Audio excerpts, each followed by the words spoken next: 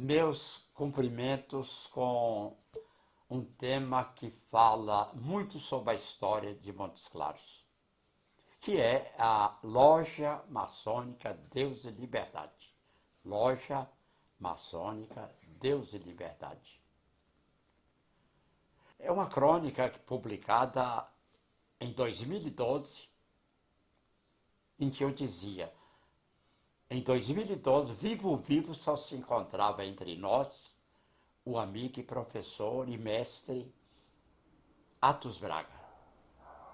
Todos os seus companheiros de fundação da Deus e Liberdade, Loja Maçônica Deus e Liberdade, já haviam gozado o direito de nova iniciação no Oriente Eterno, ou seja, no mundo espiritual, deixando para os que vieram depois apenas a lembrança do bom exemplo, exemplo de coragem e de fé no trabalho e no estudo. Então, deixando apenas a lembrança do bom exemplo de coragem e de fé, fé no trabalho e no estudo.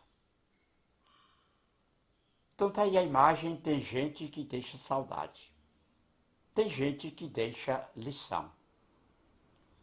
Um a um, como tinha de acontecer, foi deixando a vida e entrando para a história, cada qual marcando a sua participação na Loja Maçônica Deus e Liberdade, assinalando uma hora importante do progresso da oficina.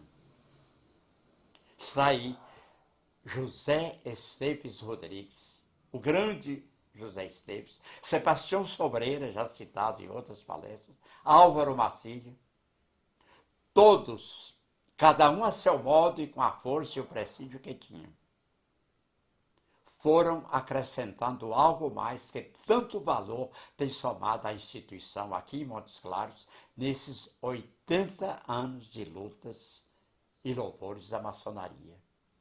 Então, 1932. Que poderia eu dizer de setembro de 1932, setembro de 1932, quando só 2 anos depois eu iria nascer? Nasci em 1934, na quase escondida naquela época, a cidade de São João do Paraíso. Repito para confirmar a leitura do texto.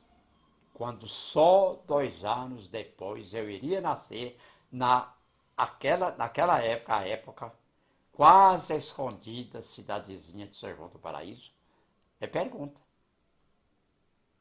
Quem dos leitores poderá dizer também, com conhecimento de causa, uma história presenciada com testemunho ocular do que aconteceu naqueles bons e difíceis tempos? Ou tempos bons e difíceis?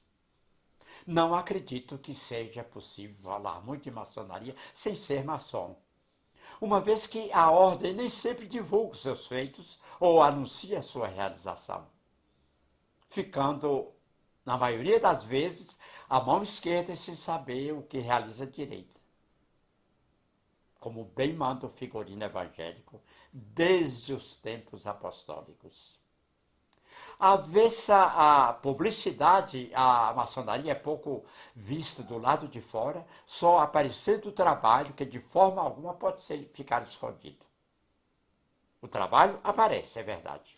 Assim, muita coisa dos muitos anos da Deus e Liberdade permanece apenas na memória dos seus protagonistas, dos que tomaram dos próprios acontecimentos. Houve tempo, é certo, que nada poderia ser feito sem passar antes pela loja e pelo Rotary. Loja Deus e Liberdade e pelo Rotary Montes Claros. 2 reuniões semanais que reuniam a maior parcela de liderança de Montes Claros. Está aí a figura de Luiz de Paula. Do Rotary, eu sei que cada reunião me dava, eu fui jornalista no Rotary, iniciando a minha atividade lá pelo Jornal de Montes Claros em 1954, quando Luiz de Paula era presidente.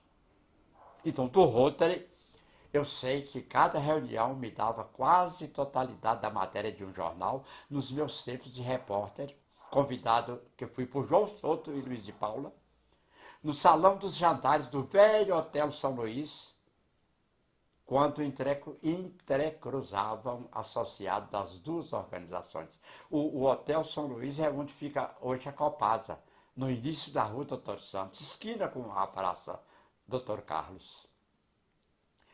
Entre muitos, o Nozinho Figueiredo, o Henrico Bendel, o João e Luiz de Paula, posso concluir que a tradição de Gentil Gonzaga e Sebastião Sobreira, maçons e rotarianos, haveria de ser continuada num e noutro lugar, num duplo apoio para acrescer a força de reivindicação.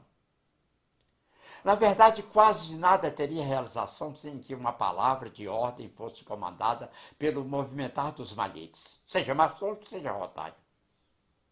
A nossa tradição local de maçons continua ainda apoiada na memória de Atos Braga, de José Gomes, de João de Paula, João Mussa Júnior, todos na década de 40. Toninho Rebelo, Júlio Pereira, Hélio Ataíde, Geraldo Novaes, Walter Suzá, João e Tereza Xavier e mais um punhado de outros vieram depois de 50 e contam assuntos mais recentes, bem depois da longa administração. As administrações são duas, de Chico Tófina e Sebastião Sobreira. Poucos ainda estão aí, vindo antes de mim, eu que venho acompanhando os fatos a partir de agosto, digamos de maio de 63. Como eu olhava com respeito àquele pessoal de avental vermelho, de grau 18, que se assentavam mais perto do venerável.